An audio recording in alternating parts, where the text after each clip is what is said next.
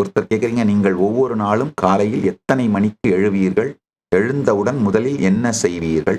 ஆஹா, ஐயா முதல்ல புரிஞ்சுக்கங்க. இந்த காலை நேரம்ங்கிறது முதல் முகூர்த்தம்.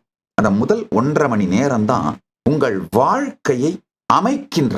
அந்த 1.5 மணி நேரம் நீங்க ஒரு ஈர களிமண் மாதிரி இருக்கீங்க. அந்த நேரத்துல நீங்க உங்களை என்னவா செய்யறீங்களோ அதுவா உங்க வாழ்க்கை அமைஞ்சிரும். காலையில எழுந்ததும் என் வாழ்க்கையில நான் செய்யற முதல் விஷயம் யோகா, தியானம், பூஜை.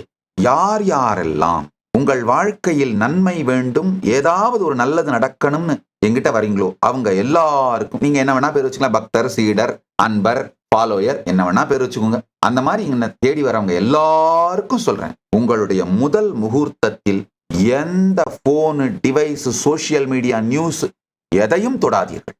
No, complete no. முதல் முகூர்த்தத்திலே யோகா, தியானம், பூஜை.